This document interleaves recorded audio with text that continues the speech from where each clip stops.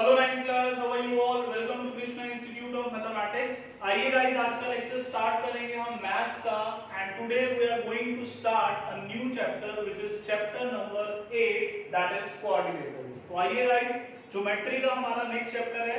Geometry के already हम दो चैप्टर्स कवर कर चुके हैं, chapter number 6 and chapter number 7।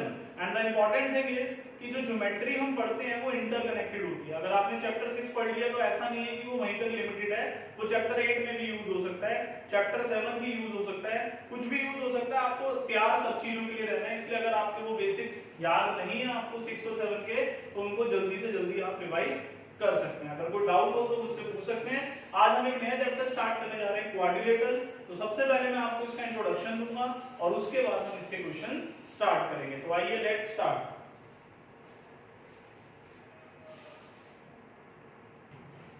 तो आइए गाइस, बात करते हैं चैप्टर 8 की, व्हिच इज क्वाड्रिलेटरल्स। तो सबसे पहले हम समझेंगे कि क्वाड्रिलेटरल क्या होता है। देखिए गाइस, ज्योमेट्री की जो स्टार्टिंग होती है ना, वो कहां से होती है? एक पॉइंट से। ज्योमेट्री की स्टार्टिंग कहां से होती है? एक पॉइंट से। हमने कुछ पॉइंट्स को ज्वाइन कर दिया और सारे पॉइंट्स एक ही लाइन पे आ रहे थे, तो उनको ज्वाइन करने से हमें मिली एक लाइन। ठीक है बेटा? फिर हमने इन दो लाइंस को एक ही पॉइंट से स्टार्ट किया तो बन गया एक एंगल, और हमारा चैप्टर नंबर 6 तैयार हो गया, जिसका नाम था लाइंस एंड एंगल्स। ऐसे ही हुआ था कुछ। तो यानी कि जो लाइंस एंड एंगल्स हैं, ये कहां से बने? पॉइंट से बने। इसी तरीके से फिर हमने ये जो लाइंस थी, इनको इस तरीके से ड्रॉ किया, तीन लाइंस को, कि एक क्लोज्ड फिगर बन गई। एक क्लोज्ड फिगर बन गई कितनी साइड्स के साथ? 3 साइड्स के साथ, जिसको हमने बोला ट्राइंगल्स। और ये हमारा बन गया चैप्टर नंबर 7, है ना? अब हम नेक्स्ट इन्हीं लाइंस को दोबारा से जोड़ेंगे और फिर से एक क्लोज फिगर बनाएंगे, लेकिन अब की बार उस क्लोज फिगर में 4 साइड्स होंगी, और इस क्लोज फिगर को, जिसमें 4 साइड्स होती हैं, हम बोलते हैं क्वाड्रिलेटरल। क्या बोलते हैं? क्वाड्रिलेटरल। तो क्वाड्रिलेटरल का मतलब a closed figure with 4 sides is called a quadrilateral. Guys, आपको क्या लगता है, इज इट पॉसिबल कि 4 से ज्यादा साइड्स भी हो सकती हैं? ऑब्वियसली हो सकती हैं। अगर हम 5 साइड्स ले लें तो दिस इज कॉल्ड पेंटागन। क्या बोलते हैं हम इसको? पेंटागन।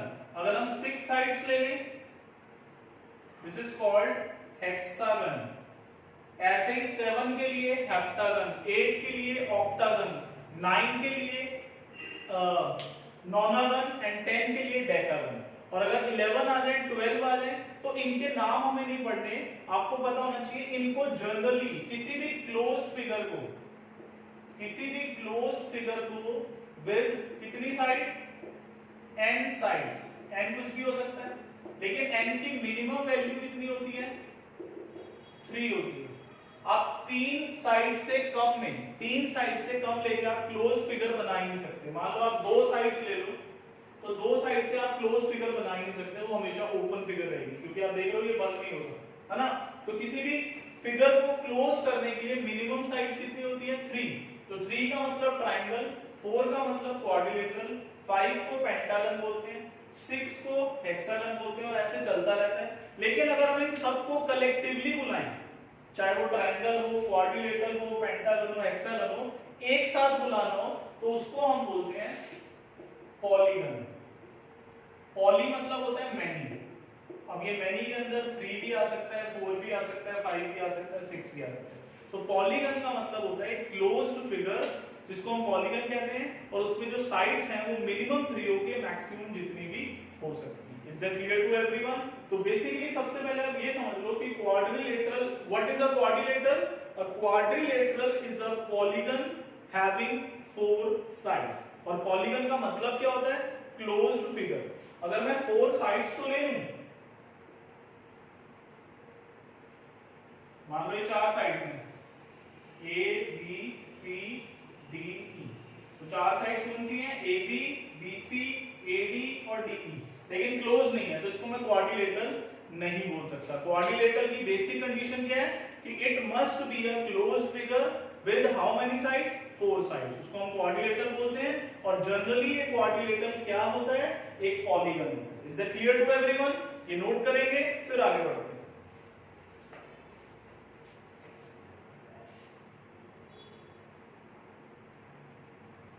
तो आइए गाइस इन सारी इंट्रोडक्शन को समराइज करते हैं और सबसे पहले क्वाड्रिलेटरल की डेफिनेशन लिख लेते हैं। A closed figure with 4 sides is called a quadrilateral। सबसे पहली बात एग्जांपल यहां बना देते हैं। कोई भी 4 साइड्स आपको दिखानी है कैसे भी शेप में, क्लोज होना चाहिए, ठीक है। अब क्वाड्रिलेटरल के बारे में आपको क्या क्या पता होना चाहिए? A quadrilateral has पहला 4 sides। अगर उन 4 साइड्स के मैं आपसे नेम पूछूं, A B, B C, C D and A D, उसके अलावा 4 वर्टिसेस। वर्टिसेस क्या होते हैं? Corner points, A B C D, and उसके अलावा 4 एंगल्स। और इसमें 4 एंगल्स होते हैं, कौन कौन से? Angle A, angle B, angle C, angle D, और उसके अलावा 4 पॉइंट 2 डायगोनल्स। इसमें कितने डायगोनल्स होते हैं? 2। डायगोनल्स का मतलब किसी भी एक वर्टेक्स को जब हम उसके साथ वाला वर्टेक्स छोड़ के जो उससे नेक्स्ट वर्टेक्स होता है, यानी कि इसका ऑपोजिट वर्टेक्स, उससे ज्वाइन करते हैं तो बनता है एक डायगोनल। और इसी तरीके से अगर मैं इस वर्टेक्स को इसके ऑपोजिट वर्टेक्स डी से ज्वाइन कर दूं तो एक और डायगोनल बन गया। तो इसके 2 डायगोनल होते हैं, एक का नाम है एसी और एक का नाम है बीडी। तो एक क्वाड्रिलेटरल के जो 4 बेसिक पॉइंट्स हैं, एक तो ये आपको क्लियर होने चाहिए, उसकी डेफिनेशन बता दी मैंने। अब नेक्स्ट हम बात करने वाले हैं बहुत इंपॉर्टेंट चीज की, जिसका नाम है टाइप्स ऑफ क्वाड्रिलेटरल। क्वाड्रिलेटरल अलग अलग टाइप के होते हैं और हर क्वाड्रिलेटरल में आपको ये सारी चीजें सेम मिलेंगी। 4 साइड्स होंगी, 4 वर्टिसेस, 4 एंगल, 2 डायगोनल। लेकिन हो सकता है किसी में जो चारों साइड है वो इक्वल हो, किसी में जो ऑपोजिट साइड है वो इक्वल हो, किसी में डायगोनल इक्वल हो, किसी में डायगोनल अनइक्वल हो। इसी के बेसिस पे डिफरेंट डिफरेंट टाइप्स के क्वाड्रिलेटरल्स होते हैं। तो वो कौन से हैं? उनमें से सबसे पहला आता है, गाइस ये बहुत इंपॉर्टेंट इंट्रोडक्शन है और आज की क्लास में मैं बिल्कुल डिटेल्ड इंट्रोडक्शन आपको दूंगा। और नेक्स्ट क्लास से पहले ये सभी चीजें आपको टिप्स पे लर्न होनी चाहिए, क्योंकि इसी के बेसिस पे मेरा चैप्टर आगे स्टार्ट होगा। जो क्वेश्चंस हैं वो आपको समझ में आएंगे, इसलिए ये जो इंट्रोडक्शन है आज का ये बहुत इंपॉर्टेंट है और आप सभी लोगों को नेक्स्ट क्लास से पहले ये सब कुछ अच्छे से पढ़ के रेडी रहना है, ठीक है। तो सबसे पहले हम बात करने वाले हैं किसकी? पैरेललोग्राम की। तो चलिए समझते हैं पैरेललोग्राम क्या होता है। पैरेललोग्राम को हम ड्रॉ कैसा करते हैं? इस तरीके से, थोड़ा स्लांटिंग, थोड़ा तिरछा ड्रॉ करते हैं। जैसे रेक्टेंगल होता है ना, रेक्टेंगल सीधा होता है, अगर उसको थोड़ा तिरछा कर दो तो पैरेललोग्राम आ जाता है। ये उसके डायगोनल्स हैं और ये दोनों डायगोनल्स कहां मीट कर रहे हैं? किसी एक पॉइंट O। अब पैरेललोग्राम की क्या क्या प्रॉपर्टीज हैं? पहला, opposite sides are equal and parallel। अगर हमें पता है कि ये पैरेललोग्राम है तो इसकी जो ऑपोजिट साइड्स हैं वो इक्वल भी होती हैं और पैरेलल भी होती हैं। यानी कि जो AB है उसके ऑपोजिट में क्या है? CD। तो AB जो है वो CD के इक्वल भी होगा और AB जो है वो CD के पैरेलल भी होगा। सिमिलरली AD की ऑपोजिट साइड कौन सी है? BC। तो AD BC के इक्वल भी होगा और AD BC के पैरेलल भी होगा। ये पैरेललोग्राम की प्रॉपर्टीज हैं जिन्हें हम अपने क्वेश्चंस में यूज कर सकते हैं, लेकिन कब करेंगे? जब हमें सब कुछ लर्न होगा। तो opposite sides are equal and parallel. दूसरा, डायगोनल्स आर नॉट इक्वल। इसके जो डायगोनल्स हैं AB और AC और BD वो इक्वल नहीं होते एंड बाइसेक्ट ईच अदर ये इक्वल नहीं होते आपस में, लेकिन एक दूसरे को बाइसेक्ट करते हैं। बाइसेक्ट का मतलब हुआ कि जब ये डायगोनल और ये डायगोनल ओ पॉइंट पे मिलेंगे तो AO और OC बराबर हो जाएंगे, यानी कि AO equal to CO and दूसरा BO equals to DO। Diagonal bisect each other का मतलब कि वो एक दूसरे को बराबर बराबर कट करते हैं। ठीक है बेटा, तो diagonals bisect each other, opposite sides are equal, opposite sides are parallel. ये होगी प्रॉपर्टीज किसकी, पैरेललोग्राम की, जो हमारा फर्स्ट टाइप है कोऑर्डिनेटर का। अब इस तरीके से और दो तीन टाइप्स और हैं अभी, तो वो भी मैं आपको एक्सप्लेन करूंगा। फिलहाल आप इसे नोट कर लीजिए, फिर आगे बढ़ेंगे।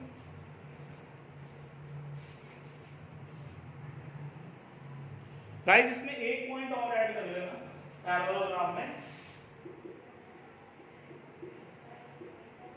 Opposite angles are equal. किसी भी पैरेललोग्राम के जो ऑपोजिट एंगल्स हैं वो हमेशा इक्वल होते हैं। जैसे A के ऑपोजिट में कौन सा है, C, तो angle A equals to angle C होता है और angle B equals to angle D होता है। Is that clear?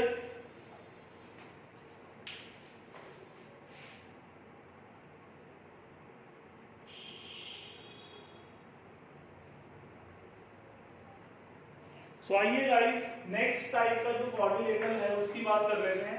Next type is rectangle. अब रेक्टेंगल और पैरेललोग्राम में फर्क क्या होता है, पैरेललोग्राम को हमने थोड़ा स्लांटिंग बनाया था, लेकिन रेक्टेंगल को हम स्ट्रेट बनाते हैं 90 डिग्री। ये एक रेक्टेंगल है, ये उसके डायगोनल्स हैं और ये उनका पॉइंट ऑफ इंटरसेक्शन है। तो इसकी क्या क्या प्रॉपर्टीज हैं, पहला, जिस तरीके से किसी पैरेललोग्राम की ऑपोजिट साइड इक्वल भी होती हैं और पैरेलल भी होती हैं, सिमिलरली रेक्टेंगल में भी opposite sides are equal and parallel. मतलब इसमें भी जो ऑपोजिट साइड्स हैं AB और CD वो इक्वल भी होंगे और पैरेलल भी होंगे। सिमिलरली AD और BC जो है वो इक्वल भी होंगे और पैरेलल भी होंगे। Property number 2, diagonals are equal, इसके डायगोनल्स इक्वल होते हैं एंड बाइसेक्ट ईच अदर और बाइसेक्ट भी करते हैं। बस फर्क सिर्फ इतना है कि पैरेललोग्राम में जो डायगोनल्स थे वो बाइसेक्ट तो करते हैं लेकिन इक्वल नहीं होते, बट रेक्टेंगल के अंदर जो डायगोनल्स हैं वो बाइसेक्ट तो करते हैं पैरेललोग्राम की तरह, लेकिन आपस में इक्वल भी होते हैं। मतलब जो AC है वो BD के इक्वल भी है और बाइसेक्ट का मतलब AO CO के इक्वल है और BO DO के इक्वल है। ठीक है ना। नेक्स्ट अगर मैं बात करूं थर्ड पॉइंट की, तो थर्ड पॉइंट क्या कहता है, इनके जो सॉरी कौन सा रह गया हमारा next point, angles, each angle is of 90 degree, यानी कि इनके चारों एंगल इक्वल होते हैं और इक्वल होने के साथ साथ हर एंगल की वैल्यू फिक्स्ड होती है 90 डिग्री। ये इसकी प्रॉपर्टी है। और इसके बाद और कौन सा रह गया हमारा, पैरेलल हो गया, ऑपोजिट साइड, डायगोनल्स का हो गया। ठीक है बेटा, ये हो गया रेक्टेंगल के पॉइंट्स। नेक्स्ट आ जाते हैं हम रोम्बस। पैरेललोग्राम और रेक्टेंगल एक जैसे होते हैं, फर्क सिर्फ इतना होता है कि इसमें सीधा होता है उसमें तिरछा, जिसके कारण दो चेंज आते हैं। पहला चेंज, इसमें सीधा होने के कारण चारों एंगल 90 के हो जाते हैं, उसमें 90 के नहीं होते लेकिन ऑपोजिट इक्वल होते हैं। दूसरा, सीधा होने के कारण इसके दोनों डायगोनल बराबर होते हैं, लेकिन तिरछा करने से एक डायगोनल बड़ा हो जाता है और एक छोटा, इसलिए डायगोनल्स अनइक्वल हो जाते हैं पैरेललोग्राम में। तो जैसा रिलेशन पैरेललोग्राम और रेक्टेंगल में है वैसा ही रिलेशन रोम्बस और स्क्वायर में भी है।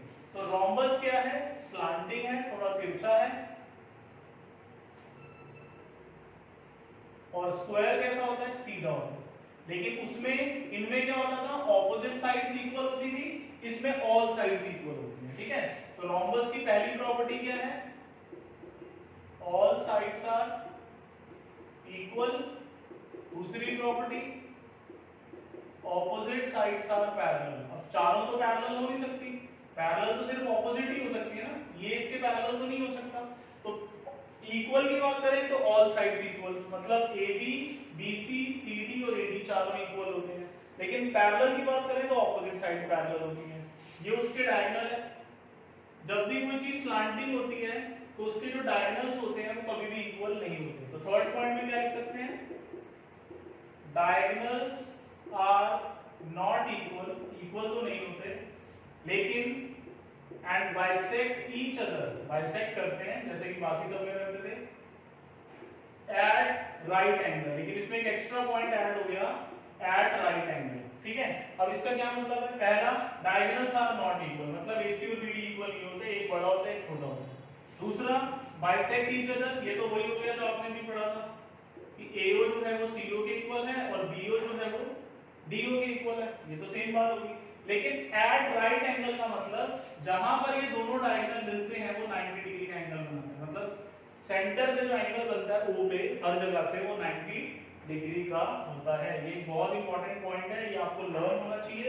अब आप इसको कभी और मान लो भूल जाओ, आपके दिमाग से निकल गया कि सर ने क्या बताया था कि जो डायगोनल्स होते हैं इसमें तो परपेंडिकुलर है, 90 डिग्री पे कट कर रहा है, लेकिन इसमें तो नहीं था, तो आप मान लो कंफ्यूज हो गए कि किसमें था और किसमें नहीं था। तो इसका एक बहुत सिंपल सा तरीका मैं आपको बता रहा हूं कि जिसकी चारों साइड इक्वल होंगी उसमें डायगोनल 90 डिग्री पे बाइसेक्ट करेगा, और जिसकी ऑपोजिट साइड्स इक्वल होती हैं उसमें डायगोनल बाइसेक्ट तो करेगा लेकिन 90 डिग्री पे नहीं करेगा। इतना सा ध्यान रख लो बस आप कि जब चारों साइड इक्वल होंगी तभी 90 डिग्री पे बाइसेक्ट करते हैं डायगोनल, अगर ऑपोजिट साइड्स इक्वल हैं तो डायगोनल सिर्फ बाइसेक्ट करते हैं लेकिन 90 डिग्री पे बाइसेक्ट नहीं करते। ठीक है, और रोम्बस की भी चारों साइड इक्वल होती हैं और स्क्वायर की भी चारों साइड इक्वल होती हैं। ठीक है बेटा, ये हो गया। उसके बाद रोम्बस में बस ये पॉइंट आ गया रोम्बस का। अब इसके बाद हम चलेंगे स्क्वायर की तरफ, ये नोट करेंगे जल्दी से।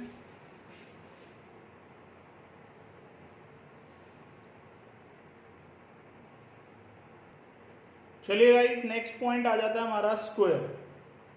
स्क्वायर की बात कर लेते हैं। तो स्क्वायर के बारे में हम क्या पढ़ेंगे, स्क्वायर पहली बात तो स्ट्रेट होता है 90 डिग्री पे, सीधा खड़ा होता है, तिरछा नहीं होता। ये इसके दोनों डायगोनल्स हैं, ये ए बी सी और डी है, ये ओ पॉइंट ले सकते हैं।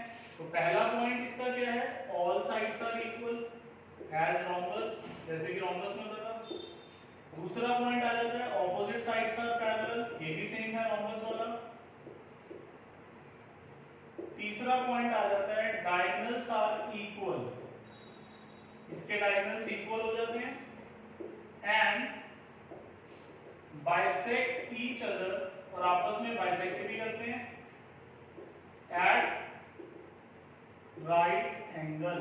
बाइसेक्ट का मतलब वही हो गया AO equals to CO, BO equals to DO, और एट राइट एंगल का मतलब ये जो एंगल बन रहा है सेंटर पे ये 90 डिग्री का। ठीक है, fourth, each angle is of 90 degree, मतलब स्क्वायर के जो सारे एंगल हैं ABCD चारों के चारों 90 डिग्री के होते हैं। Is that clear to everyone? Square की सारी प्रॉपर्टी समझ में आ रही है? डिफरेंस कर पा रहे हो आप कि स्क्वायर और रोम्बस में क्या फर्क था? सिर्फ ये सीधा है और वो तिरछा है, और सीधे और तिरछे होने में फर्क क्या आता है, एक स्ट्रेट है और एक स्लांटिंग है। इसकी वजह से दोनों में डिफरेंस क्या आता है, पहला स्लांटिंग होने में डायगोनल्स अनइक्वल हो जाते हैं, स्ट्रेट होने पे डायगोनल्स इक्वल हो जाते हैं। और दूसरा फर्क, जब हम इसको स्लांटिंग कर देते हैं तो इसको जब हम स्लांटिंग कर देते हैं तो इसके जो चारों एंगल्स हैं वो 90 डिग्री के नहीं हो पाते और इक्वल भी नहीं हो पाते। स्ट्रेट करने से चारों एंगल 90 के बन जाते हैं और इक्वल भी हो जाते हैं। ठीक है बेटा, तो ये था स्क्वायर। अब एक लास्ट पॉइंट है फिफ्थ, जिसे हम बोलते हैं ट्रेपीजियम। ट्रेपीजियम कैसा होता है, ऐसा भी हो सकता है, ये भी एक ट्रेपीजियम है, और ये उसके डायगोनल्स हैं जो कि O पे मीट कर रहे हैं, और ये भी ट्रेपीजियम है। ट्रेपीजियम के लिए जरूरी नहीं है कि सिर्फ ऐसा ही हो, ऐसा भी ट्रेपीजियम बन सकता है, ये उसके डायगोनल्स हैं। फर्क सिर्फ इतना है कि ट्रेपीजियम की सिर्फ एक ही पहचान है कि if one pair of opposite sides are parallel and other pair is non-parallel, then it is a trapezium. तो उसको हम क्या बोलते हैं, ट्रेपीजियम। ट्रेपीजियम में और कोई कंडीशन नहीं है कि डायगोनल इक्वल हैं या नहीं है, डायगोनल बाइसेक्ट कर रहे हैं या नहीं कर रहे, ये सब बातें नहीं पढ़नी। सिर्फ इतना पढ़ना है कि किसी भी क्वाड्रिलेटरल में अगर एक पेयर तो पैरेलल है और दूसरा पेयर नॉन पैरेलल, आप देख सकते हैं ये और ये पैरेलल नहीं है, लेकिन ये और ये पैरेलल है, इधर भी ये और ये पैरेलल है, ये और ये पैरेलल नहीं है। तो अगर एक पेयर पैरेलल हो ऑपोजिट साइड्स का और एक पेयर नॉन पैरेलल हो तो समझ लो वो एक ट्रेपीजियम है, दैट्स इट। ट्रेपीजियम की और कोई कंडीशन नहीं होती। Is that clear to everyone? जल्दी से इसको नोट करेंगे पहले स्पीड में।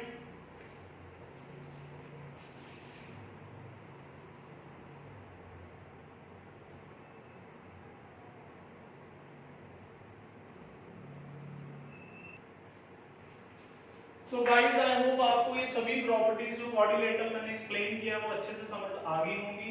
आपको नेक्स्ट क्लास से पहले इन सभी प्रॉपर्टीज को ठीक से लर्न करना है, बिकॉज इसके बिना आप ये चैप्टर अच्छे से नहीं समझ सकते। बिलीव मी, जो भी बच्चा ये सोच रहा है कि हम बाद में पढ़ लेंगे, उसको ये चैप्टर समझ में नहीं आने वाला। इसलिए वेरी फ्रैंकली आपको ये नेक्स्ट क्लास से पहले प्रिपेयर करना है।